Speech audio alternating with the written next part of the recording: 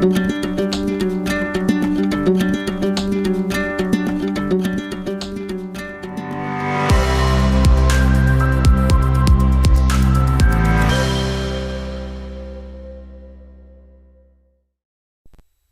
everybody, and welcome back to Game Night Date Night, which is in contribution with Games and Couples. So Games and Couples do couple counseling, utilizing a lot of board games as a tool for in their counseling session or for a couple to connect and help them stay connected. So one other thing they've done is they've created a rating system that's going to help couples determine which board game might best suit them. Keep in mind, 1 is not bad, 5 is not good. It really just depends where you are as a couple.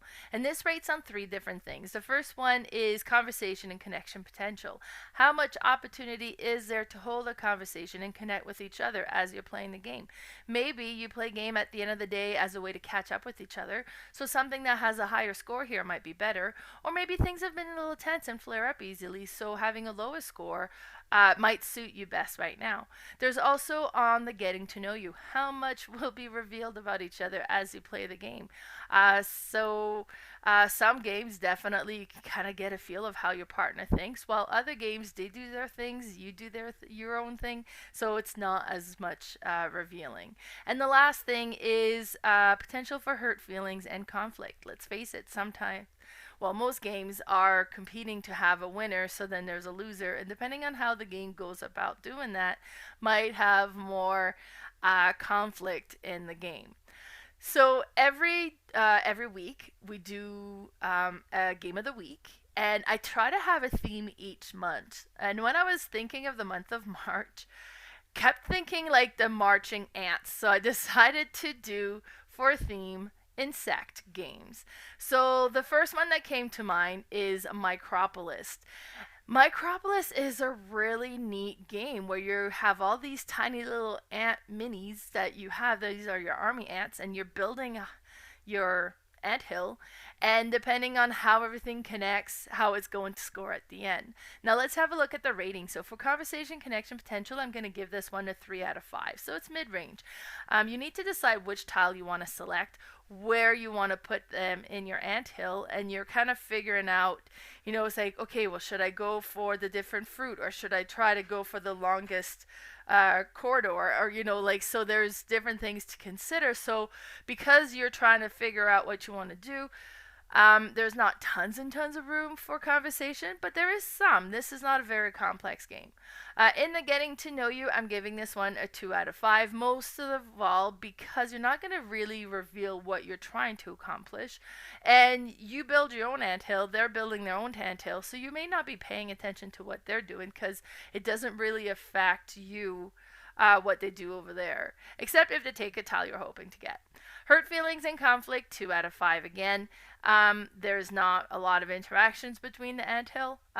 You're working on your own stuff. The one thing that can happen is if they get the army ant. This will take the player with the most ant will lose an ant, and then the person who played the army ant will gain that ant. So that could be a little frustrating because you need your ants to accomplish different things. But let's have a look at the board game. So this is Micropolis. I didn't realize it was Bruno Cathala and Charles Chevalier that did this game, which I'm not surprised. It's a great game, and these are great designers. So in this game, you're going to have a row of tiles in the middle that you're going to be selecting tiles from. Now the first one is free. If you want to go to the second one, you need to leave an ant on the first one. If you want the third, then you'll have to leave an ant on the first and the second one, and so on. And sometimes there's different things you're going to be scoring on. So there'll be different fruit, and you score for each tunnel that you have that has the most different fruit. So you're trying to get a variety. If you're going to get the same fruit, then you're trying to put those in a separate tunnel if you can. There's also the queen. The queen scores for how long the tunnel is or how many tiles in the tunnel, but only if she's the only queen. If you have another queen in the same tunnel, it negates each other. There's also the nurseries, and the nurseries will have like different ant larva, and then when you get that tile, it gives you a new ant to add to your army. It's just a really cute, adorable, puzzly little game. I really enjoy this one. We played this quite a few times, but it's just so satisfying. Then the next game that we talked about in the month of March is Cockroach Poker. So theme wise, not as cutesy. And this is not just insects. I'm stretching a little bit here because there's also rats and bats, but most of them are insect.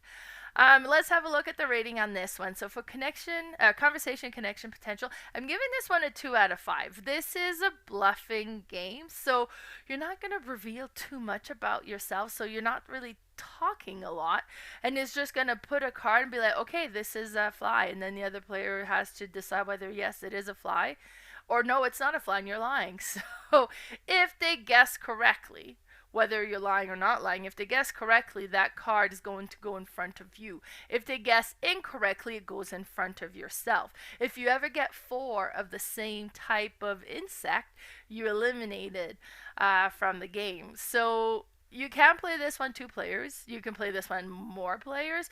And if you're playing more players, you have also the option of looking at the card and offering it to somebody else who hasn't seen it before. So it'd be like, hey, this is a fly. And be like, look, it's like, yeah, she's lying. It's not a fly, it's a rat.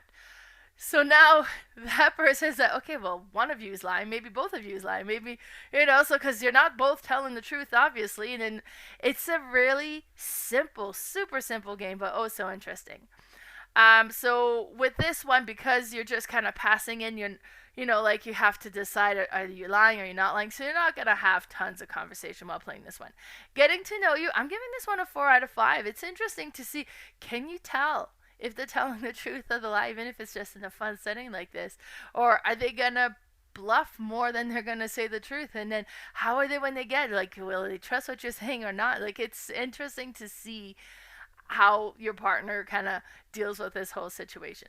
Hurt feelings and conflict, I'm giving this one a 1 out of 5. You're in complete control. You're the one who's going to decide, yes, you're lying, no, you're not lying. This is a bluffing game, so there's nothing really to be upset about. You're just hoping you're guessing right.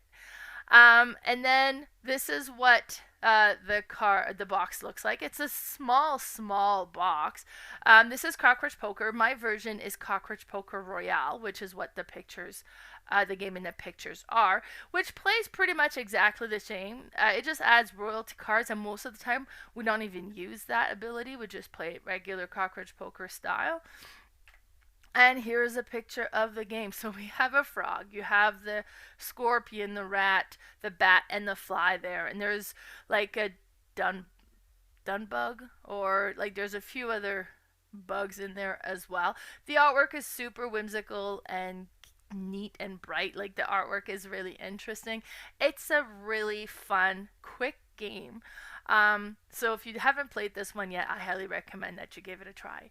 The next game that we talked about in the month of March was Apiary. So I decided to go with, let's go heavier. All the other games so far have been fairly small and quick and easy. This one is a crunchy game. This is there's a lot going on with this one. You're space bees, and you're collecting different resources and collecting tiles to add to your hive that you're building. And there's just a lot more going on. But let's have a look at the ratings. On this one, conversation connection potential, I'm giving this one a 2 out of 5, mainly because there's so much going on. You're going to be busy. There's not going to be a whole lot of opportunity to hold a conversation because you need to pay attention to what's happening on the board. Getting to know you, I'm giving this one a 3 out of 5. Again, you're not going to be super revealing about what you're working on, but you can kind of see what they're doing. Like, are they going for tiles, adding to their, you could see the strategy they're concentrating on, because there's a lot of different ways to get points in this game. Hurt feelings and conflict, I'm giving this one a 2 out of 5. Now, one thing that's really interesting with this one is you kind of work together, because you're going to have bees. Now, components with this is super cool, but you have these bees that have like 4 different sides, kind of like a 4-sided dice, but you don't roll it. You just start with the level 1 bee, and you're going to put that into a location. Now, next person to come in, if they want to do the same action as you, they're going to take over your location, but they shove your bee into the second position of that location, and because the level of your bee will determine what you can do. So if I go in there with a level 1 and I'm in the map, then that means I can move 1 space away. Now they go there, let's say they have a level 2, so they shove my level 1 bee to the second position and they add their level 2 bee, now they add both of those bees and can move by up to 3. Now, if you're going into the tile laying, depending on the value of your bees, which tile you have access to, and then again, you're going to add the values of both bees. So you're kind of helping each other without purposely helping each other. But then if you put like a level 4 bee, it's like, oh wow, great, there's a level 4. I'm going to go put my little level 1, but that's still a 5, and you could do more and have access to more things. It's neat. Now, when you collect the resources, that's going to happen more on the map. This is also going to be the resources you spent to be able to collect the tiles, but you need to have space on your hive to place those resources. So you gotta, like, there's a lot of managing going on. This was a really interesting game. I quite enjoy it.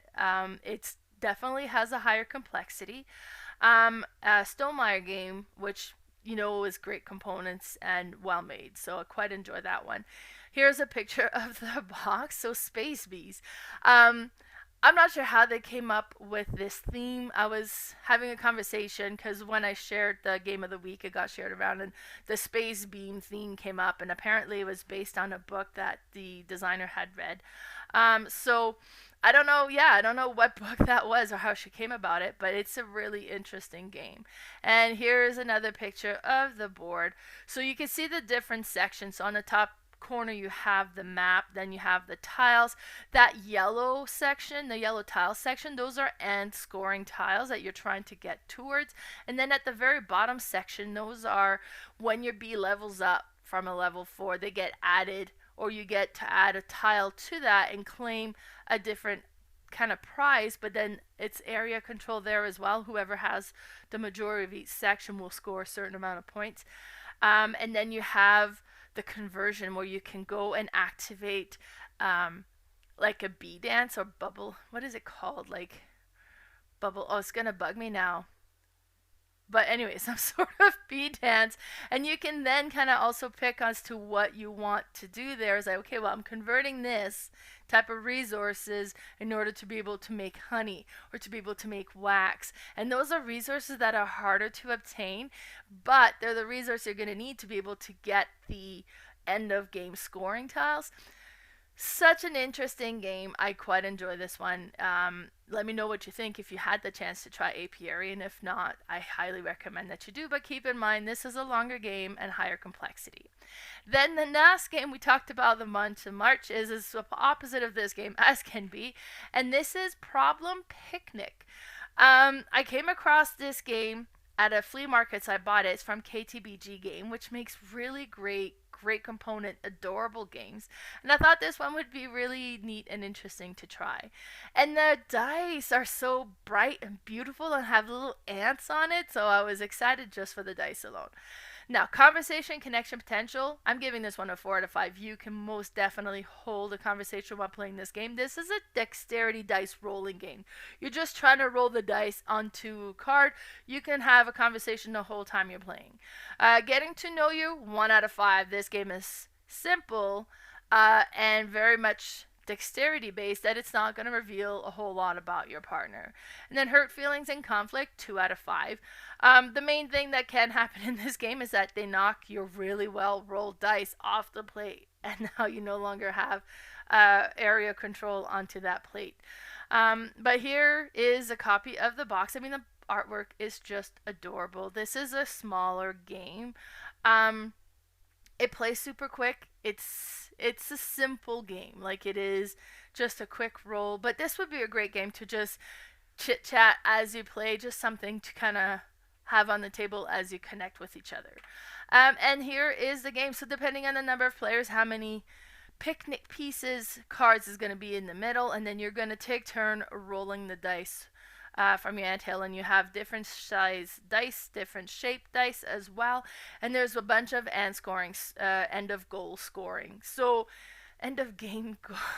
I can't talk today, but like there'll be majority. So whoever has the most cookies will get the majority price, and that's put out every time. So the points are going to change every time. Whoever has the most blue plates is going to win. Because once you gain control of a plate, you get that plate card, you flip it over. And then you kind of create this stacking thing. So it'll have the plate and ants on both sides. like on two side of it, and then you'll put that down, and when you get your next plate you have to cover one of the existing ants, and you're going to put that, and you're creating a bit of a grid with all these plates. And then on the green cards there, those are the different goals you have on how the placement of the plates is going to go. Sometimes you may want to have the most clusters of the same colored plates or of the same food, or maybe you're trying to have the longest amount of plates in a row, or different things, because it changes every time. You draw different cards every time. Super cutesy game, simple, fun.